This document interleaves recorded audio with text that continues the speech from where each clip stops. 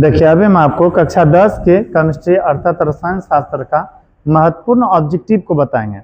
यदि आप इस वीडियो को शुरू से तक देख लें तो आपको यह बढ़िया समझ में आ जाएगा कि आखिर अम्ल, भस्म और लवण वह कौन कौन सा ऑब्जेक्टिव है जो काफी महत्वपूर्ण है। इनमें से कई ऑब्जेक्टिव बोर्ड एग्जाम में पूछा गया है और आने वाले समय में पूछा भी जा सकता है।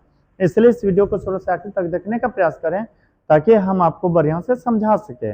हाँ, और एक बात, यदि आपको यह वीडियो अच्छा लगे तो वीडियो को लाइक करने में कंजूसी मत कीजिएगा और यदि चैनल को सब्सक्राइब नहीं किए होंगे कर लीजिएगा ताकि जो भी इस तरह से वीडियो हम अपलोड करें वह आप तक आसानी से पहुंच सके। अब जल्दी से हम इसके ऑब्जेक्टिव को बताते हैं। तो अब ऑब्जेक्टिव को देखिए। पहला प्रश्न है, अम्लों का राजा किसे कहा जाता है। देखिए अम्लों का राजा कहा जाता है सल्फ्यूरिक अम्ल को। किसको बोला जाता है? सल्फ्यूरिक अम्ल, जिसका सूत्र होता है H2SO4। सल्फ्यूरिक अम्ल का रासायनिक सूत्र क्या होता है? H2SO4। अब यह इस तरह समझिए, जैसे कि सब्जियों का राजा आलू, फलों का राजा आम,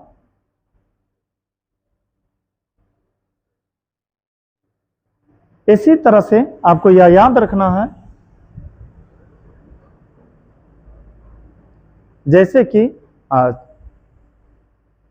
कि सब्जियों का राजा आलू, जानवरों का राजा शेर होता है, उसी तरह से यह सिंह होता है, उसी तरह से अम्लों का राजा सल्फ्यूरिक अम्ल को कहा जाता है। अम्लों का राजा किसे कहा जाता है? सल्फ्यूरिक अम्ल को। फिर आगे प्रश्न है, अम्ल वर्षा का मुख्य कारण क्या है। देखिए जब कई दिनों के बाद वर्षा होते हैं, जैसे मान लीजिए लगातार रोज रोज हो रहा है तो उसमें अम्ल वर्षा बहुत कम मिलेगा, लेकिन 1 महीना 2 महीनों के बाद यदि पहली बार बारिश हुआ तो वह पहला चरण का जो वर्षा होता है वह अम्ल वर्षा कहलाता है। अम्ल वर्षा का यदि कोई कहे कि कारण क्या है, कहेगा SO2, CO2, CH4, N2O, इनमें से सभी, यही सब गैस के कारण से अम्ल वर्षा होता है। किस किस गैस के कारण से? SO2, CO2, CH4 और N2O, बहुत सारे गैस से होते हैं जिसके कारण से कौन सा वर्षा होता है? अम्ल वर्षा होता है। फिर आगे प्रश्न है, विरंजक चूर्ण का रासायनिक सूत्र, रासायनिक नाम क्या होता है? विरंजक चूर्ण का रासायनिक नाम क्या होता है? विरंजक चूर्ण का रासायनिक नाम होता है कैल्शियम ऑक्सीक्लोराइड। Calcium oxychloride. यदि आपसे पूछे विरंजक चूर्ण का रासायनिक नाम क्या होता है तो कहेगा कैल्शियम ऑक्सीक्लोराइड। Calcium oxychloride.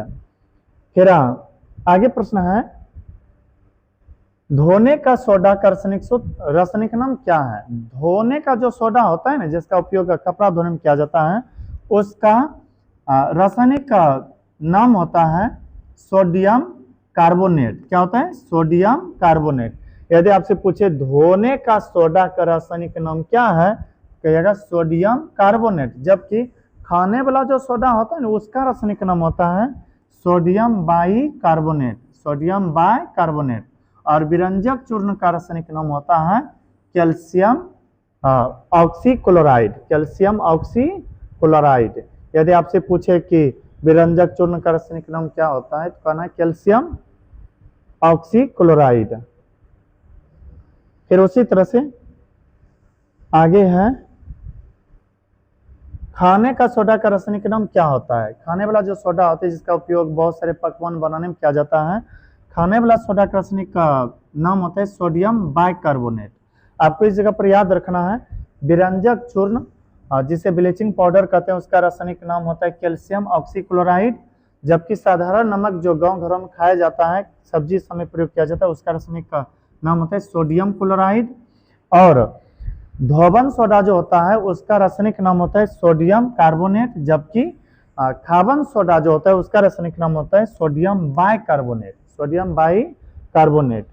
फिर आगे प्रश्न है, साधारण नमक का रासायनिक नाम क्या है? अभी बताए थे, साधारण नमक का रासायनिक नाम होता है सोडियम क्लोराइड। साधारण नमक जिसका उपयोग हम लोग सब्जी सब बनाने में करते हैं, उसका रासायनिक नाम क्या होता है? Sodium chloride. जबकि विरंजक चूर्ण का रासायनिक नाम होता है कैल्शियम ऑक्सीक्लोराइड। और खाने वाला सोडा का रासायनिक नाम होता है सोडियम बाइकार्बोनेट। और धोने वाला सोडा का रासायनिक नाम होता है सोडियम कार्बोनेट। फिर आगे प्रश्न है, कास्टिक सोडा का रासायनिक नाम क्या है? पता है कास्टिक सोडा का रासायनिक नाम होता है sodium hydra oxide, sodium hydra oxide. यदि आपसे पूछे कास्टिक सोडा का रासायनिक नाम क्या होता है, सोडियम हाइड्रा ऑक्साइड, इसका प्रयोग किया जाता है दवाई सब बनाने में। ऐसे तो प्रयोग बहुत सारी चीजों में होता है। और साधारण नमक का होता है सोडियम क्लोराइड, खाने वाला सोडा का सोडियम बाइकार्बोनेट, और धवन सोडा का सोडियम कार्बोनेट। यह सब आपको याद रखना है।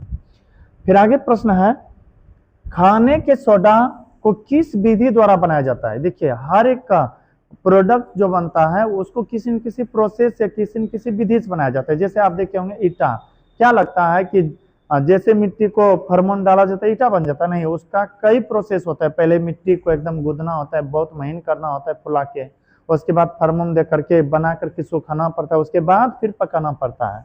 ठीक उसी तरह से कोई भी पदार्थ हो उसको बनाने का कुछ न कुछ विधि होता है। तो आपको यहाँ पर याद रखना है, खाने का जो सोडा है ना, इसको बनाया जाता है अमोनियम सोडा विधि द्वारा, अमोनियम सोडा विधि द्वारा। जबकि कास्टिक सोडा को बनाया जाता है क्लोर एल्कली विधि द्वारा, क्लोर एल्कली विधि द्वारा।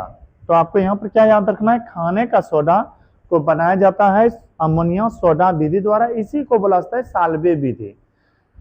अमोनियम सोडा विधि को क्या बोला जाता है, साल्वे विधि। फिर आगे प्रश्न है, धोने का सोडा को किस विधि द्वारा बनाया जाता है। खाबन सोडा रहे या धोबन सोडा रहे, इसको बनाया जाता है अमोनियम सोडा विधि द्वारा, जिसे हम साल्वे विधि भी कहते हैं। जबकि कास्टिक सोडा को बनाया जाता है क्लोर एल्कली विधि द्वारा। फिर आगे प्रश्न है, कास्टिक सोडा को किस विधि द्वारा बनाया जाता है। अभी बताए थे, कास्टिक सोडा को बनाया जाता है क्लोर एल्कली विधि द्वारा।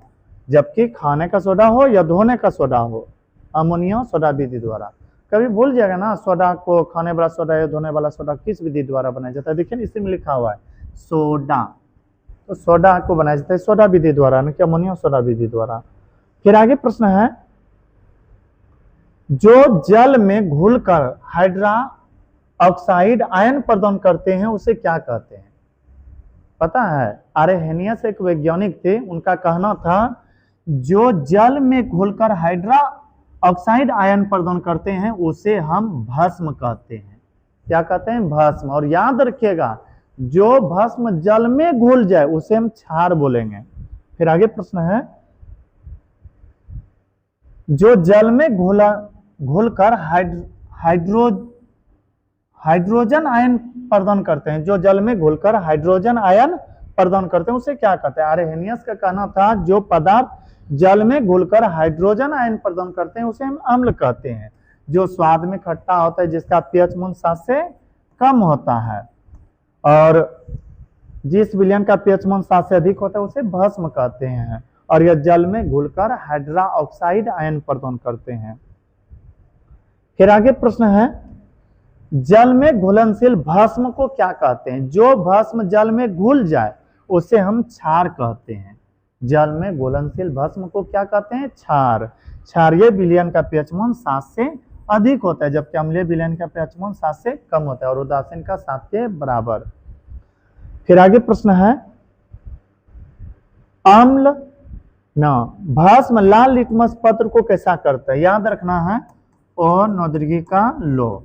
यदि आपसे पूछे ना, अम्ल नीले लिटमस पत्र को कैसा करता है, लाल।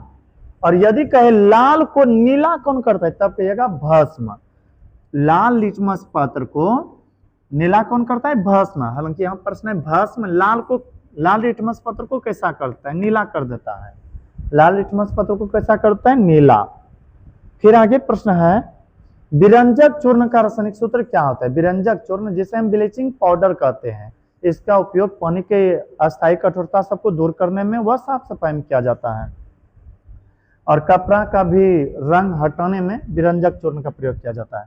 विरंजक चूर्ण का रासायनिक सूत्र क्या होता है। इसका रासायनिक सूत्र होता है Ca, ब्रैकेट के अंदर होना चाहिए OCl फिर इंटू Cl। यह है विरंजक चूर्ण का रासायनिक सूत्र। जबकि धोने वाला जो सोडा होता है उसका रासायनिक सूत्र होता है Na2CO3 इंटू 10H2O। और प्लास्टर ऑफ पेरिस जो होता है उसका रासायनिक सूत्र होता है CaSO4 होल 2 इंटू H2O। हालांकि आपको यहाँ प्रश्न दिया गया था विरंजक चूर्ण का रासायनिक सूत्र क्या होता है, तो Ca ब्रैकेट के अंदर होना चाहिए OCl और इंटू Cl। फिर आगे प्रश्न है एसिटिक अम्ल का रासायनिक सूत्र क्या होता है। एसिटिक अम्ल पाया जाता है सिरका में। सिरका में पाया जाता है कौन सा अम्ल? एसिटिक अम्ल। एसिटिक अम्ल का रासायनिक सूत्र होता है CH3COOH। CH3COOH। जबकि POP प्लास्टर ऑफ पेरिस का होता है सूत्र CaSO4 इंटू H2O। फिर आगे प्रश्न है लाल चींटी में कौन सा अम्ल पाया जाता है। याद रखिएगा, लाल चींटी पूछे या बिच्छू का डंक पूछे, उसमें पाया जाता है फॉर्मिक अम्ल। कौन सा अम्ल? फॉर्मिक अम्ल। लाल चींटी या बिच्छू के डंक में फॉर्मिक अम्ल पाया जाता है। इसी को कहते हैं मेथोनोइक अम्ल। क्या बोलते हैं? मेथेनोइक अम्ल। तो आपको यहाँ पर याद रखना है लाल चींटी में कौन सा अम्ल पाया जाता है? फॉर्मिक अम्ल पाया जाता है। और चींटी जब काटता है ना तो जो पूरा लहरने लगता है फॉर्मिक अम्ल के ही कारण से। फिर आगे है चाय में कौन सा अम्ल पाया जाता है। याद रखिएगा, चाय में पाया जाता है टेनिक अम्ल। और चाय में टेनिक अम्ल पाया जाता है इसलिए कहा जाता है कि यह चाय सब जो होता है ना हमारे शरीर के लिए लाभदायक नहीं होता है। जबकि टार्टरिक अम्ल इमली में पाया जाता है। फॉर्मिक अम्ल चींटी के डंक में या बिच्छू के डंक में पाया जाता है। फिर आगे प्रश्न है विटामिन सी में कौन सा अम्ल पाया जाता है। याद रखिएगा, विटामिन सी स्वाद में काफी खट्टा होता है और उसमें पाया जाता है